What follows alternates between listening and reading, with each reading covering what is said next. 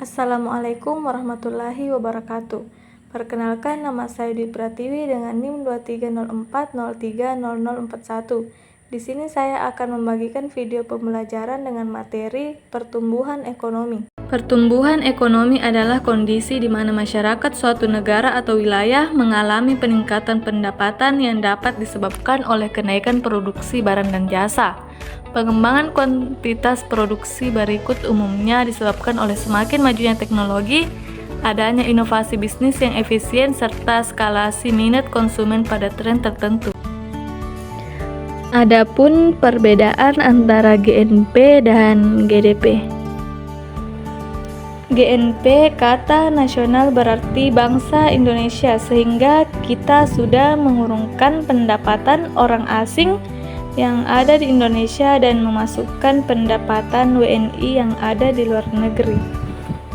GDP kata domestik berarti segala kegiatan yang ada di dalam negeri dihitung, tidak peduli produk milik orang asing atau tidak.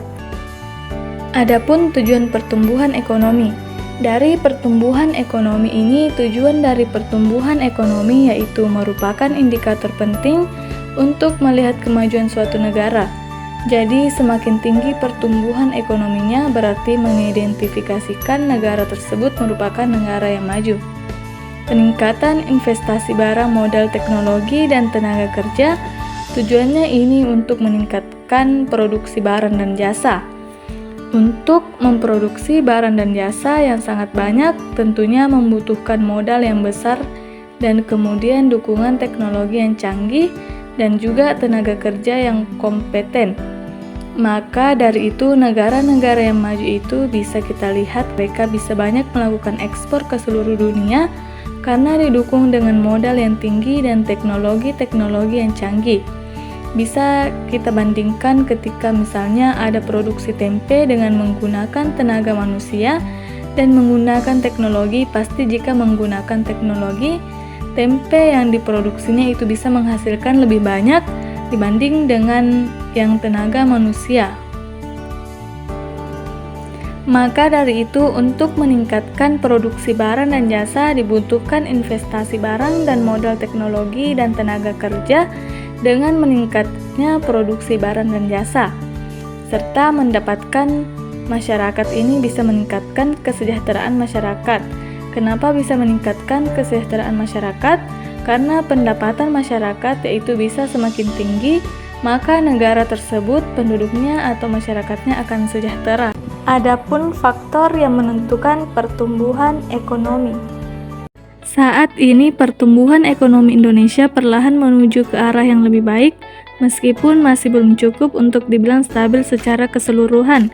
Mayoritas masyarakat bisa memenuhi kebutuhannya jika dibandingkan dengan masa kritis. Agar lebih memahami apa saja faktor yang mempengaruhi pertumbuhan ekonomi.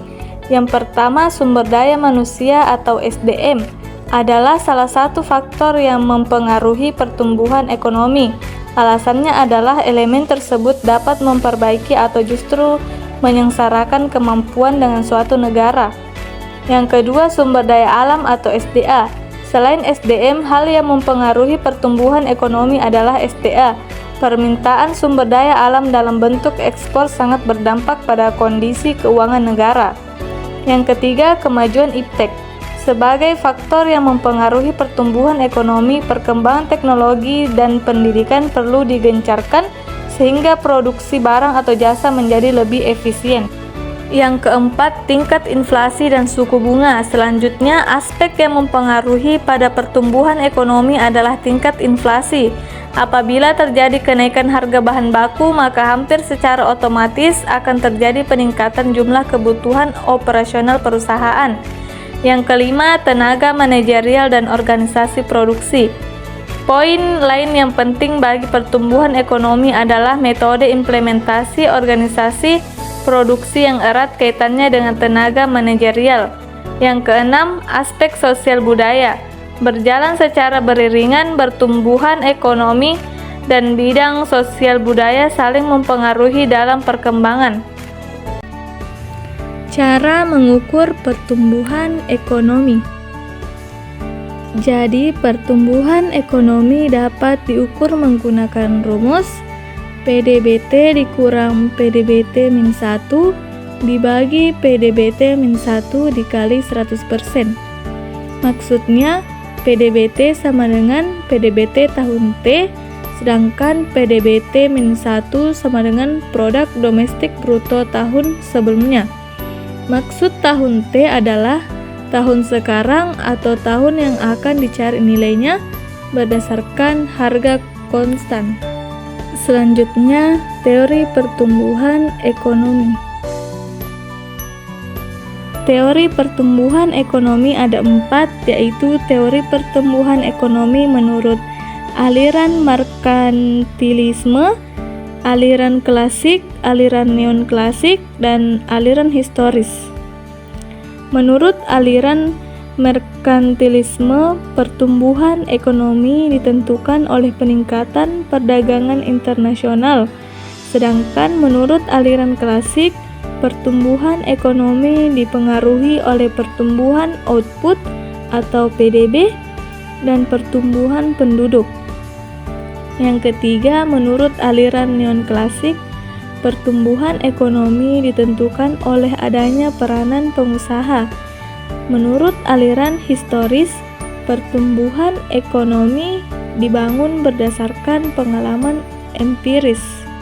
Kemudian, pertumbuhan ekonomi atau economic growth ini menunjukkan adanya kenaikan jumlah serta kualitas barang dan jasa yang dihasilkan, dan juga ditandai dengan adanya peningkatan infrastruktur seperti yang sebelum sudah dibahas. Misalnya, kita bandingkan di Indonesia. Indonesia adalah negara berkembang, sedangkan contoh negara majunya misalnya negara Jepang.